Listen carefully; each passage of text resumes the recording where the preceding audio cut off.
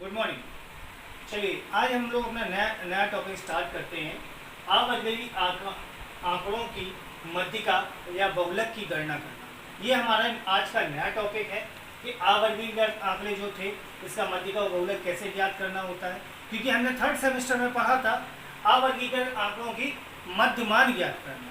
अब आपको fourth semester में अब आपकी मध्यिका और बहुलक की गणना करना है, लेकिन अवर्गीकृत आंकड़े की।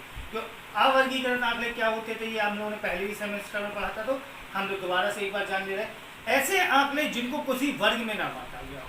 वर्ग मतलब कि हमने जैसे कि कह दिया ये एक वर्ग ले लिया 0 से 5, 5 से 10, 10 से 15। इस प्रकार के अगर किसी आंकड़े को अगर वर्ग में बांट देते हैं वो वर्गीकृत में आ जाते हैं। उसमें हमें एक बारंबारता f के रूप में दे दी जाती थी। इसमें हमें क्या कह दिया जाता था, इसमें हमें अवर्गीकृत आंकड़ों के बारे में बात की गई। तो इसको हमें नहीं सीखना है, हमें मध्यिका या बहुलक नहीं ज्ञात करने हैं। सिर्फ हमें ज्ञात क्या करना है, अवर्गीकृत आंकड़े का, यानी x के रूप में हमें आंकड़े दे दिए। यानी कोई संख्या दे दी, क्लास की किसी कक्षा की 10 बच्चों की संख्या दे दी, या हमने कह दिया किसी बच्चों की 10 बच्चों की वजन की हमें संख्या दे दी।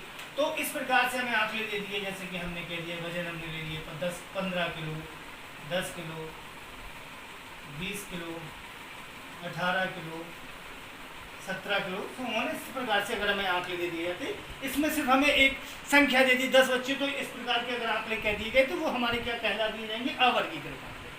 कभी कभी इसके साथ f भी दे दी जाती, वहाँ हम लोग इसकी बारंबारता कहेंगे। 15 किलो के 2 बच्चे हैं, 10 किलो का 1 बच्चा है, 20 किलो का भी 1 बच्चा है, 18 किलो के 3 बच्चे हैं। इस प्रकार से हमें बारंबारता दे दी जाती थी। उन पे हमें क्या निकालना होती थी, हमें मध्यिका और बहुलक अब ज्ञात करना सीखना है।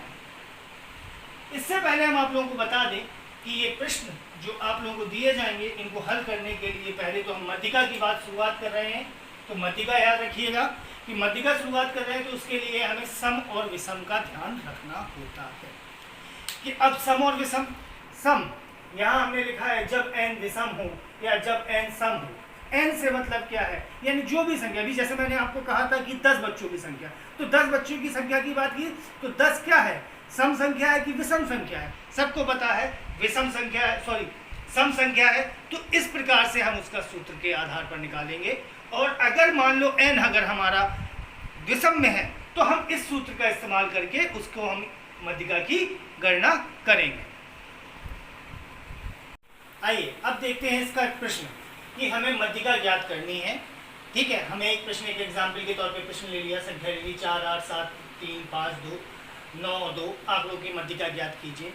अब ये आंकड़े हमें कैसे हैं, अवर्गीकृत। ठीक है, अब कभी भी एक विशेष बात याद रखिएगा, जब भी आपको मध्यिका ज्ञात करने की बात कह दी जाए तो आपको आंकड़े, अगर कैसे भी आंकड़े दिए गए हों, उन आंकड़ों को आपको आरोही या अवरोही क्रम में जरूर बनाना होगा, लिखना होगा। ये मध्यमान यानी मीन के लिए कोई आवश्यक नहीं होता है, लेकिन अगर मध्यिका ज्ञात कर रहे हैं, मीडियन ज्ञात कर रहे हैं, उसके लिए आपको आंकड़ों को अवर्गीकृत, आरोही या अवरोही क्रम में लिखना जरूरी पड़ता है।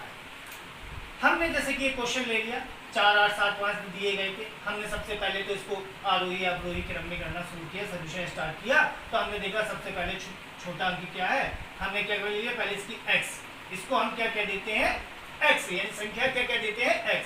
तो सबसे पहली संख्या क्या थी, 2, फिर थी 3, फिर थी 4, फिर थी 5, फिर थी हमारी 7, फिर थी हमारी 8, फिर थी हमारी 9।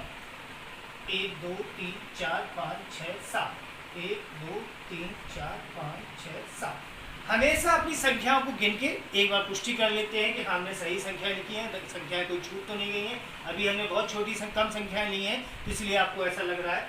जब हम इनके बारंबारता सहित कुछ बड़ी संख्याएं लेते हैं तब उनमें हमें ये चीज़ विशेष ध्यान रखनी पड़ती है, इसलिए मैंने ऐसा करके आप लोगों को दिखाया। ये तो हो गई हमारी x।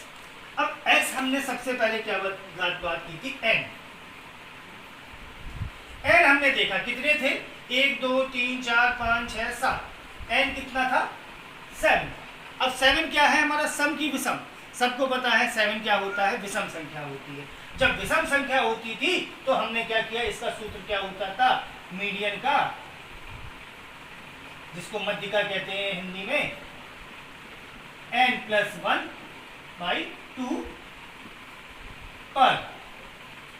अब ये पद आपने देखा होगा वहां, आपने जो पहले इससे पहले वीडियो में देखा था, वो पद लिखा था, वो पद क्या होता, तो वही हम आप लोगों को बताने के लिए क्वेश्चन लेके आए हैं। देखिए आप लोग कि हमने कहा n कितना था, 7 + 1/2 पद कितना आ गया, डायरेक्ट हम इसको सॉल्व कर रहे हैं, 7 और 1 8, 8 को हम 2 से भाग करेंगे, कितना आएगा, चौथा पद। अब क्या करना होता है, हमें इसमें देखना होता है चौथा पद कौन सा है। शुरुआत से गिनते 1 2 3 4, यानी ये चौथा पद हमारा ये क्या कहलाएगा, ये पद कहलाएगा। कौन से पद पे है, चौथा पद। चौथा पद क्या था, 5 था, तो इसकी मीडियन क्या हो गई थी हमारी, या मध्यिका क्या हो गई थी, 5 मध्यिका इसकी हो गई थी।